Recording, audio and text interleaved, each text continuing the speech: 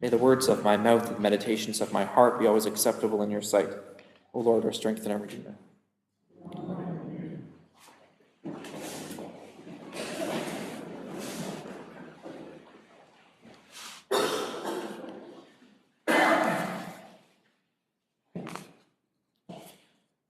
So, there's a lot of Peter this week. We read from one of the first letters of Peter. We have Peter preaching in the Acts. It's mentioned at the end of this Luke story that he's risen to. He says Simon, but it's Simon Peter. Remember that Simon was his actual name, and Peter was sort of his nickname, Petros, meaning rock, right?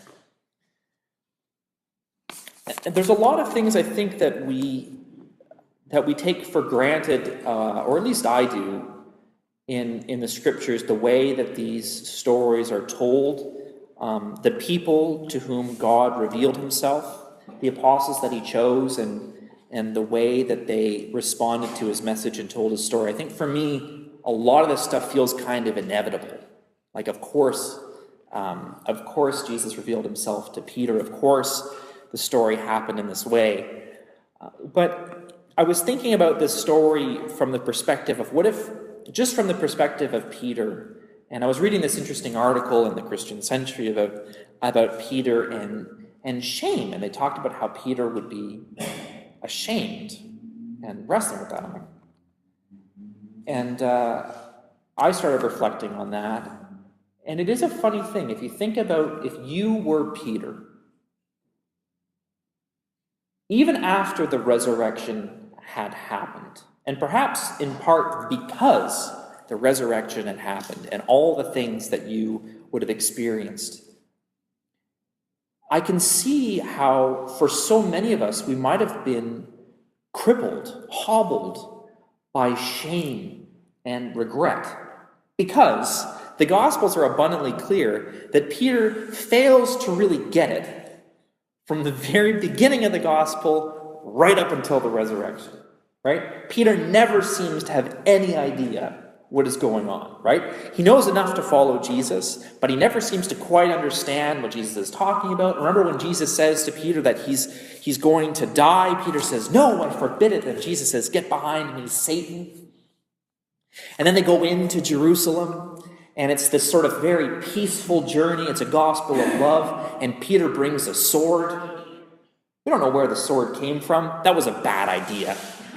Remember? And then he attacks one of the high priest's slaves, and Jesus is like, "No, that's not what we're about." And then Peter makes this grand promise. He says, I'm gonna follow you to the end. And Jesus is like, "Well, the end's gonna be pretty bad." He's like, "I'll die for you."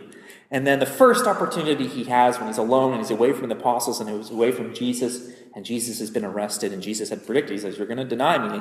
And Peter says, "No, I won't." And of course he does 3 times. And then Jesus is crucified, and the Gospels say to us that really he didn't think that anything was going to come of this, and they were afraid, and they're hiding in the upper room. They're afraid of being killed and crucified themselves, and it's Mary that reveals, he's like, Jesus has been raised, and he runs. There are a lot of us where that would have been our defining moment. If we think of sort of the news, those defining, or these movies, or these classic stories, this could have been his story. You think about in Hollywood and TV, so many TV shows are about what real humanity is like, what the real, they're always like these, I don't know, like Don Draper and Tony Soprano. Those are what real men are like, and they're filled with shame and regret, and they're burdened with failure, and then they die, right? Alone. And we were like, that's the real story. Peter is there with this beacon of God's light, Jesus, and Peter never gets it. He never understands. And then when he finally sees the resurrection, he realizes the total failure that is his life, and then he dies alone. Right? That would be the believable story that we would recognize. And of course, that's not what happens. Right? Peter goes on to preach the gospel and live the gospel, and he starts to heal people, and he brings somebody back from the dead. And remember, there's a story. It's a really funny story. Paul was so boring to the apostles that someone fell asleep and he fell 2 stories and landed on the ground and broke his neck and died. Do you remember that story? It's in Acts. And Peter runs downstairs and brings him back to life. Peter goes on to be one of the great apostles. He goes on to found the early church, not burdened by shame or regret or a sense that he was a failure, that he spent all that time with Jesus and failed to understand. Something happened in his life, and he became one of the great figures, always to be remembered as one of the great founders of the church. But here's what's so fascinating for me, and it does haunt me a little bit as I reflect on my own ministry and my own life, is think about what it is about Peter that draws us to Jesus. It's not that story that I just told. Shouldn't that be like one of his big stories? That Jesus brought somebody back from the dead? It's a dramatic story. It works, For some reason, when we think about Peter, we think about all of his failures. Failures he would have chosen to include. One of for scholars for a long time have thought that Peter had a hand in writing the Gospel of Mark, the very first Gospel, because they said only the leader of the church, Peter, would have allowed himself to be portrayed in such a negative light. Peter must have said something to Mark to allow him to be depicted so poorly. Peter wanted his story, when he didn't get it, to be told. Because it seems to me that it's those very failures that give us access to the gospel. Because we can identify with Peter. I find it really hard to identify with Jesus. His single-minded vision, his single-minded journey to the cross, knowing that he was going to die. I identify a lot with Peter, saying, Jesus, this stuff sounds crazy. Think about what would have happened if the great leader of the church had gone back over history and only chose to include the great moments where he figured everything out, the funny moments, the moments when Jesus said, Peter, you're hilarious. I love having you around. And then they must have had those moments, right? Those moments of fun, those moments of joy, those great highlights. Peter could have included a wonderful highlight reel of this great Saint Jesus going around doing all these things, and then he dies and they were forced to run away. Jesus said, run away, and they said, okay, but we all know the plan. We know what's going to happen, so we've chosen to leave you. But we totally get it this whole time. That could have been the gospel. And how would we have ever felt adequate if that was the gospel? If the apostles were all saints, acted like saints, thought like saints, and Jesus was the most saintly of them all, how would any of us feel worthy to be included among the saints if Peter was perfect? But Peter chose to include shameful story, embarrassing story after story of all the times he failed. And somehow Peter allows us all in.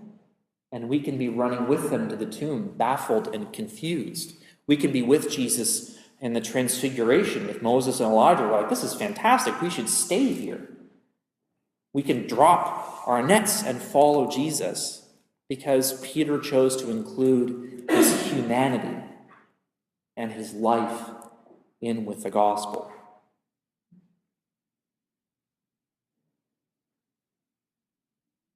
And I wonder about our own lives and my life. And do I think about my mistakes and my failures like that? That Peter's shameful and embarrassing moments help bring us closer to Jesus than his heroic moments.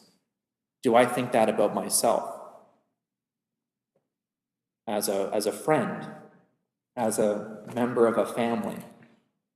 Am I reluctant to share some of my embarrassing moments because I want to look good? Right?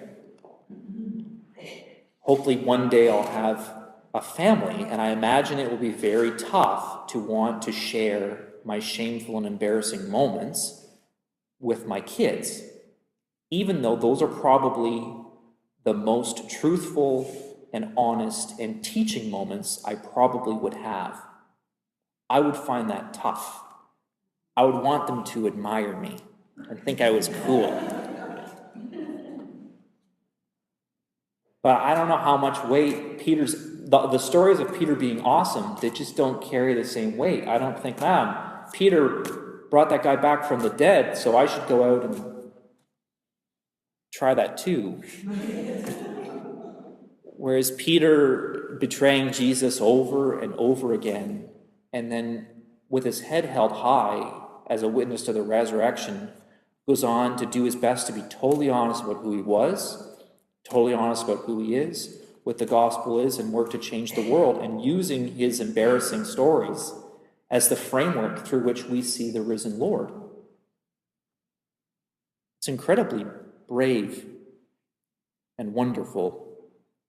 And I hope that I would have that courage to take those shameful and embarrassing stories that I have, maybe sometimes use them here,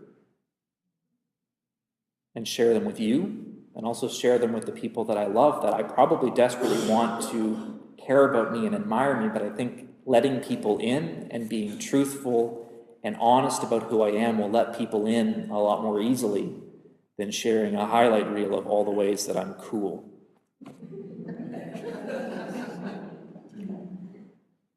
So I wanted to give this week to Peter, whose embarrassing stories allowed us access to the risen Lord in ways that without him, I'm not sure we would have ever been able to see Jesus the way that we do. Amen.